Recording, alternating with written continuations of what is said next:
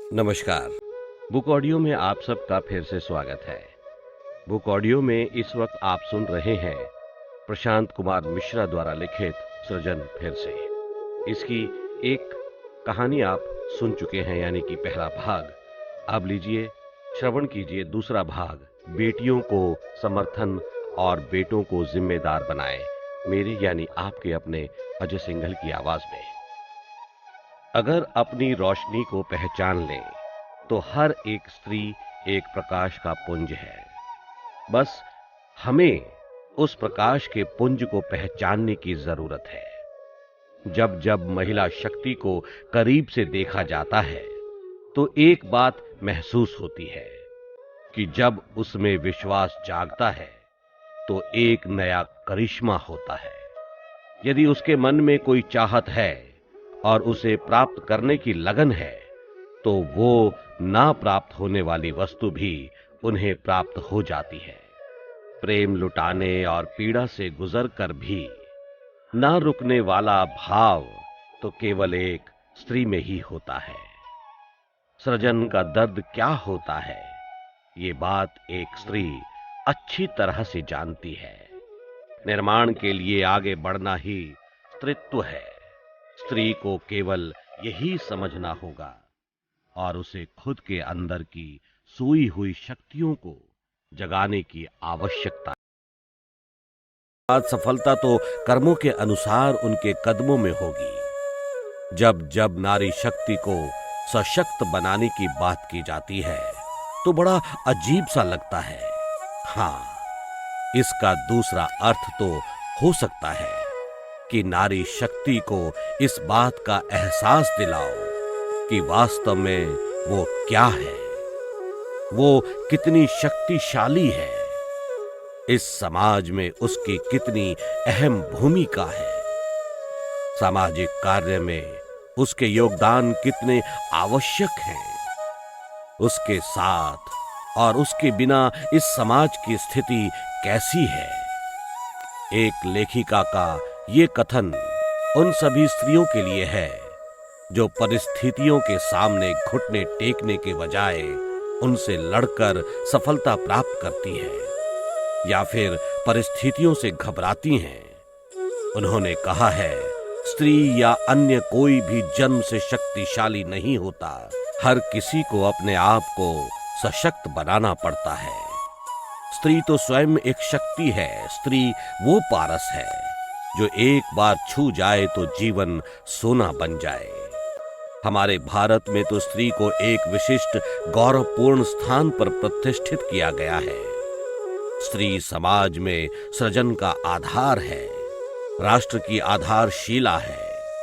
सृजन करने वाली, संहारक, शक्ति स्वरूपा आदि सभी स्वरूप तो स्त्री में ही समाहित हैं। ज्ञान की देवी सरस्वती, ऐश्वर्य के लिए जानी जाने वाली लक्ष्मी और शक्ति की प्रतीक दुर्गा की शक्ति भी एक स्त्री में ही समाहित है। स्त्री सांस्कृतिक, संगठित तथा राष्ट्रभक्ति की भावना से ओतप्रोत होगी तभी तो राष्ट्र दृढ़ होगा। दृढ़ संकल्पित स्त्री से ही दृढ़ राष्ट्र का निर्माण होता है। राष्ट्र की प्रतिष्ठा उसके संस्कारित व शिक्षित नागरिकों से होती है जो माता के रूप में एक स्त्री ही प्रदान करती है। युगों युगों से स्त्री अपने अदम्य साहस, त्याग और बलिदान का परिचय देती चली आ रही है। समाज के हित में उसका समर्पण सबको प्रेरित करता है, लेकिन सामान्यतः स्त्री को वीरांगना नहीं, अबला समझा जाता है, जा रहा है। उत्पीड़न और प्रतिबंधों की दीवार उसके समक्ष खड़ी कर दी जाती है। आखिर क्यों? हमारे समाज में ऐसी महिलाएं भी थीं जो युद्ध भूमि पर पैर कट जाने के बाद भी लोहे का पैर लगवाकर पुनः युद्ध में कूद पड़ती थी। स्वतंत्रता संग्राम में जब सभी परेशान थे तब झांसी की महारानी लक्ष्मीबाई अंग्रेजों के लिए दुर्गा बनकर सामने आई थी। उनके शौर्य, पराक्रम और साहस ने अंग्रेजों के दांत खट्टे कर दिए थे। महारानी लक्ष्मीबाई लड़ते लड़ते युद्ध में वीर गति को तो चली गईं, लेकिन क्रांति के बीज बोने में भी सफल रही। एक नहीं अनेकों उदाहरण हैं जिनसे सिद्ध होता है कि स्त्री शक्ति पराक्रम में भी पुरुषों से पीछे नहीं है। ये तो हमारे समाज में पुरुषों की भूल है कि वो स्त्री की गरिमा को भूल बैठे हैं। घूंघट ओढ़कर चार दीवारी में बंद रहने वाली अबला की मुहर उन पर जबरन थोपी गई है। स्त्री को चाहिए कि उसे साहस के साथ चुनौतियों का सामना करना है। एक बार की बात है, महाराष्ट्र का भीषण संग्राम चल रहा था। युद्ध के दौरान वार्तालाप हो रहा था। भगवान श्री कृष्ण और दानवीर कर्ण दोनों लोग एक साथ बैठे थे। कर्ण ने भगवान श्री कृष्ण से पूछा, भगवान एक बात बताओ, मेरे जन्म होने के बाद ही मेरी मां ने मुझे जल में बहाकर मेरा त्याग कर दिया। शिक्षा का समय होने पर गुरु जैसे पद को सुशोभित करने वाले गुरु द्रोण ने भी शिक्षा प्रदान करने से मना कर दिया। उन्होंने भी मेरा साथ भेदभाव किया। स्वयंवर के समय द्रौपदी ने भी मेरी जाति के कारण मुझे अपमानित किया। मेरे साथ ही हमेशा ये सब क्यों होता आ रहा है? कर्ण की बात सुनकर भगवान श्री कृष्ण ने मुस्कुराकर कहा, ऐसा नहीं है। मेरा जन्म जेल की काल कोठरी में हुआ। जन्म के तुरंत बाद ही मेरे माता पिता को हमसे अलग होना पड़ा। जन्म होने से पहले ही मृत्यु मेरी प्रतीक्षा कर रही थी। शिशु काल से ही मेरे ऊपर प्राण घातक हमले होने लगे। मुझे पिता समान मामा का वध करना पड़ा। इस संसार में कोई नहीं है जिसे दुखों का सामना ना करना पड़ा हो। परिस्थितियां सभी के विपरीत होती हैं। सभी के जीवन में चुनौतियां आती हैं। हमें उनका सामना करना है। महत्वपूर्ण ये होता है कि हम उन परिस्थितियों का सामना किस प्रकार करते हैं। कहने को तो हम आज 21वीं सदी में जी रहे हैं। हमारा देश आगे बढ़ रहा है। हम पुरानी रूढ़िवादी परंपराओं को जड़ से खत्म करना चाहते हैं। कुछ नया करना चाहते हैं। बहुत कुछ बदला है और बदल रहा है। और जो नहीं बदल रहा है वो है हमारे समाज की लड़कियों के प्रति मानसिकता। एक तरफ तो हमारे समाज का प्रत्येक व्यक्ति कहता है कि आजकल बेटा और बेटी में कोई फर्क नहीं है। बेटियों को बेटों से आगे समझा जाता है। वर्तमान में ऐसा कौन सा कार्य है जो लड़के कर सकते हैं और लड़कियां नहीं कर सकती? आज हर क्षेत्र में लड़कियां लड़कों के साथ कदम से कदम मिलाकर चल रही हैं और न जाने कितने उदाहरण हैं जो इस बात को भी सिद्ध कर रहे हैं। फिर भी आज किसी भारतीय परिवार में बेटी का जन्म हो जाता है तो ऐसा लगता है मानो पूरे परिवार में शोक की लहर दौड़ गई हो। अगर डॉक्टर ने कह दिया बधाई हो, आपके घर बेटा पैदा हुआ है, तो सब प्रसन्न हो जाते हैं। लेकिन परिवार में नन्ही परी का आगमन होने से मातम छा जाता है। क्यों? ईश्वर ने प्रत्येक बेटी को अलग बनाया, अलग सोच दी है, तो फिर उन सब से एक ही उम्मीद क्यों की जाती है? माता पिता उनसे एक ही उम्मीद क्यों करते हैं कि जब वो शादी के लायक हो जाएगी तब एक अच्छा सा लड़का देखकर उसकी शादी कर देंगे, उसे ससुराल भेज देंगे। आज भी माँ बाप लड़की की शादी करना ही अपनी जिम्मेदारी क्यों मानते हैं? क्या इससे ज्यादा बेटियों का कोई अस्तित्व नहीं होता है? हमें बेटियों के प्रति अपनी सोच में परिवर्तन लाना होगा। बेटियों को भी वही स्वतंत्रता देनी होगी जो एक बेटे को देते हैं। लेकिन ये शुभ कार्य तभी होगा जब हम खुद से भी अच्छाई की उम्मीद करेंगे। एक वक्त था जब बेटियां समाज में स्वतंत्रता को तरसती थी, लेकिन आज उनके पास स्वतंत्रता तो है परंतु सुरक्षा नहीं है। बदलते हुए समाज में लोगों की सोच तो बदली है, लेकिन एक डर उन्हें हमेशा ही सताता रहता है। वो डर है बेटी की असुरक्षा का डर।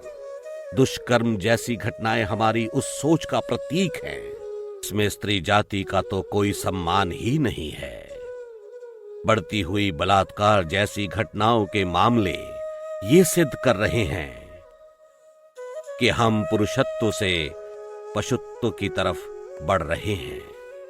ये वही समाज है जहां पर स्त्रियों को पूजनीय माना जाता था, लेकिन यदि इसी समाज में स्त्री शक्ति स्वयं को असुरक्षित महसूस करने लगे तो वास्तव में एक चिंता का विषय है। अनेक देशों में इस तरह के अपराधों के लिए कठोर सजा का प्रावधान है। मिस्र, चीन, सऊदी अरब आदि देशों में तो मृत्यु दंड तक निश्चित है, जबकि भारत में 2018 की रिपोर्ट के अनुसार सिर्फ 27% लोगों को ही सजा मिल पाई है। नेशनल क्राइम रिकॉर्ड ब्यूरो के द्वारा किए गए सर्वे के अनुसार 2018 में लगभग 55,000 रेप के मामले दर्ज हुए, जिनमें 17,300 मामलों की सुनवाई पूरी हो पाई। लगभग 4,300 मामलों में दोषियों को सजा सुनाई गई। लगभग 12,000 आरोपियों को बरी कर दिया गया, जबकि 2,000 मामलों को ही समाप्त कर दिया गया। हैरानी वाली बात तो ये है कि 2017 में 32% लोगों को सजा मिली, लेकिन 2018 में ये आंकड़ा बढ़ने की बजाय 27% पर ही सिमट कर रह गया। हमारे समाज में लैंगिक असमानता अपने चरम पर है, लेकिन इसके लिए जिम्मेदार कौन है? क्या सरकार इसके लिए जिम्मेदार है? नहीं, सरकार इसके लिए कतई जिम्मेदार नहीं है।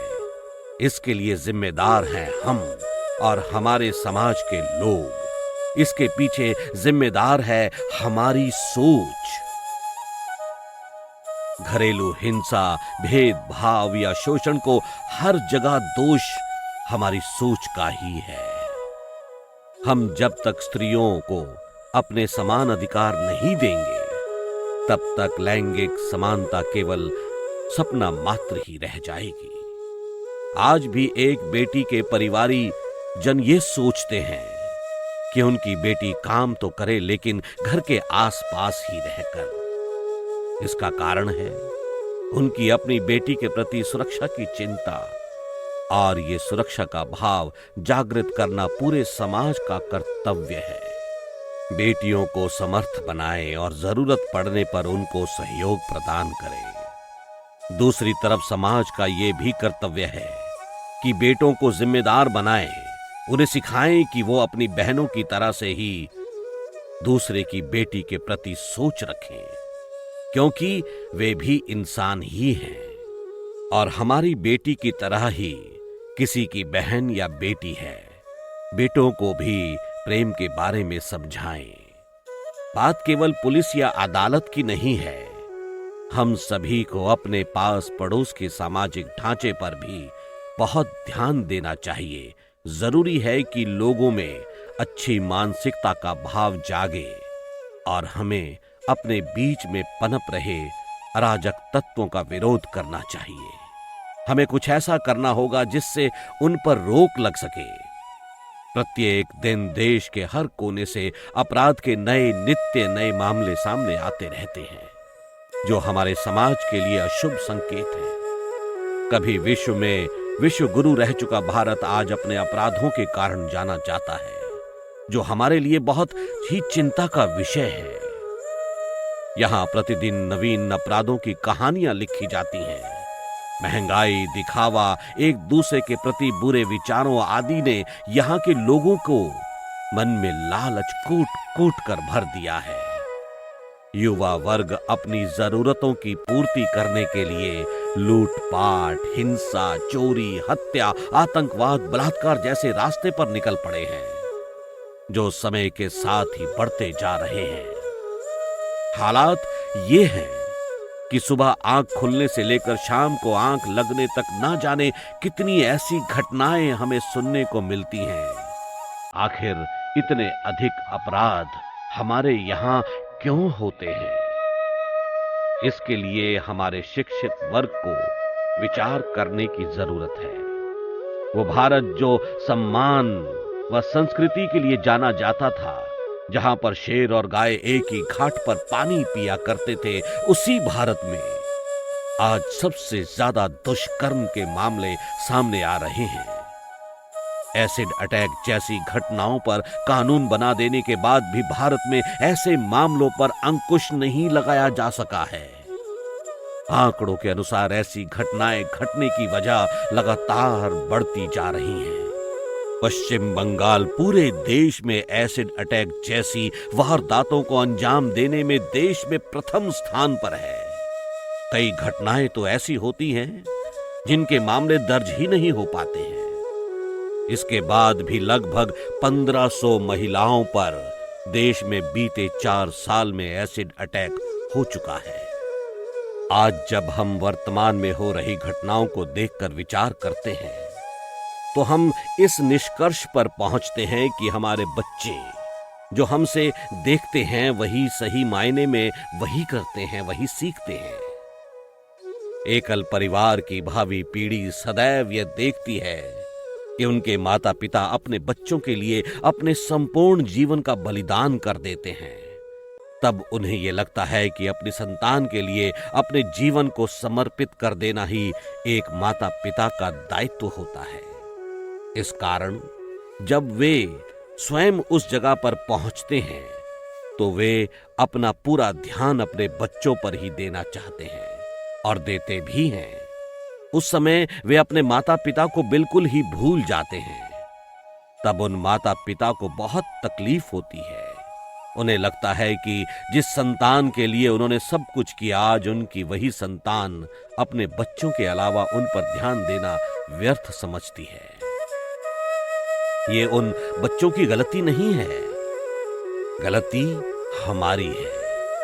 यदि उन्होंने हमें हमारे माता पिता की सेवा व सुख सुविधा के लिए कार्य करते हुए देखा होता तो वे अपने इन कर्तव्यों का पालन जरूर ही करते।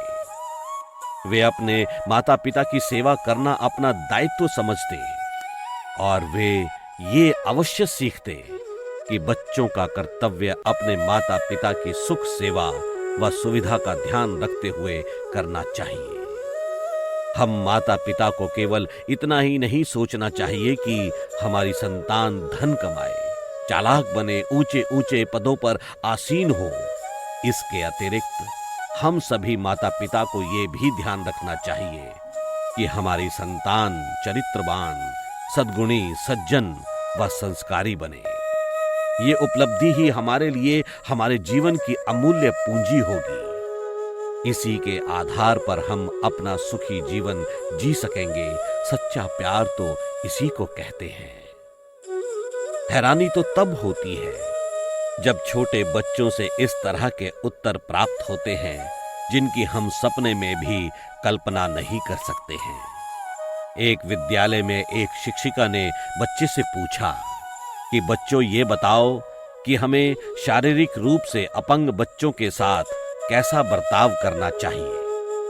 पूरे छात्रों की भरी कक्षा में से एक 7 वर्ष की आयु के बालक ने बेहद उत्सुकता से उत्तर दिया, मैम, हमें उनके साथ रेप नहीं करना चाहिए। उस मासूम से बालक के इस उत्तर को सुनकर उस अध्यापिका का और मेरा दिल धक से वहीं बैठ गया। इससे पहले और कुछ बात आगे बढ़ती, उस विषय को वहीं पर रोक दिया गया।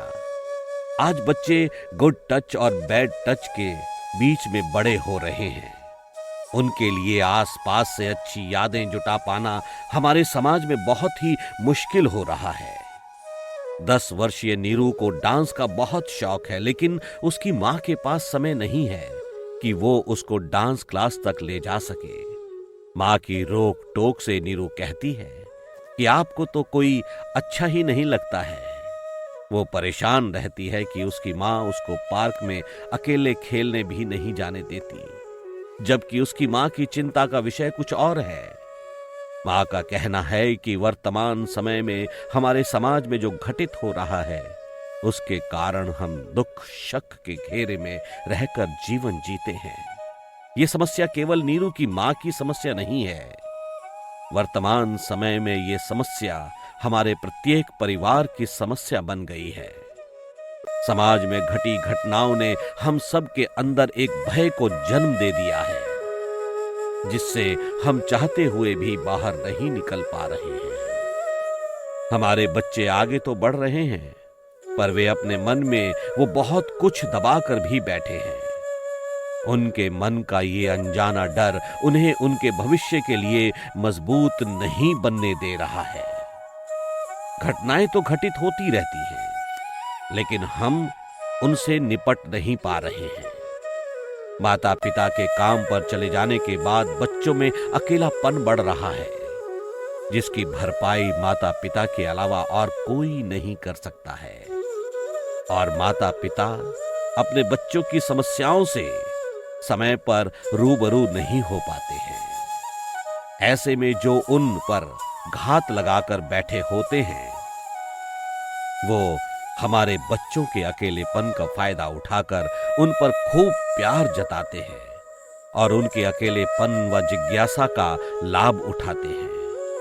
आज 6ठी 7वीं कक्षा के विद्यार्थी के पास तमाम तरह के नशे व अश्लील साहित्य की अच्छी खासी जानकारी होती है। इसके लिए उन्हें अलग से कुछ प्रयास नहीं करने की जरूरत होती। वर्तमान सिनेमा से उन्हें इसकी भरपूर जानकारी मिल जाती है। जब हमारे बच्चे बड़े होते हैं तो हम माता पिता लड़कियों पर तो ध्यान देते हैं, पर लड़कों पर नहीं देते। लड़के भी बहुत प्रकार के परिवर्तन से गुजरते हैं, ये तो हम ध्यान ही नहीं देते। बच्चों का मन भटकाव की स्थिति में होता है, और जब उनकी ऊर्जा को सही दिशा नहीं मिल पाती, तब वो बुरी आदतों का शिकार हो जाते हैं। हमें लड़कों की तरफ भी ध्यान देना चाहिए, जिस तरह से लड़कियों की तरफ दिया जाता है। अच्छे समाज के निर्माण के लिए केवल लड़कियों का ही नहीं, बल्कि लड़कों का भी अच्छा होना उतना ही आवश्यक है। भारत में सर्वप्रथम दादा साहब फाल्के ने चलचित्र बनाया था। तब से लेकर आज तक हमारा फिल्म जगत निरंतर तरक्की कर रहा है। उनसे हमारी सरकारों को भी काफी आय प्राप्त हो जाती है। हम इस बात पर तो गर्व कर सकते हैं कि हमारा भारतीय सिनेमा उन्नति के पथ पर अग्रसर है। लेकिन अगर वर्तमान में अमर्यादित फिल्मों के दुष्परिणाम पर नजर डालें, तो लज्जा का अनुभव होने के अलावा हमारे पास और कुछ नहीं होता है। आज हमारे समाज में विद्यार्थी जीवन अनुशासनहीन होता जा रहा है, जिसका एक महत्वपूर्ण कारण सिनेमा भी है। तो दोस्तों, आप अभी सुन रहे थे प्रशांत कुमार मिश्रा द्वारा लिखित सृजन फिर से में बेटियों को समर्थन और बेटों को जिम्मेदार बनाए, आपके अपने अजय सिंघल की आवाज में सिर्फ और सिर्फ बुक ऑडियो पर। इसी कहानी का अगला भाग भी आप अवश्य सुनिएगा। हमारे सपने हमारी प्रेरणा का कारण हो, कुंठा का नहीं। मेरे यानी आपके अपने अजय सिंघल की आवाज में सिर्फ और सिर्फ बुक ऑडियो पर। धन्यवाद।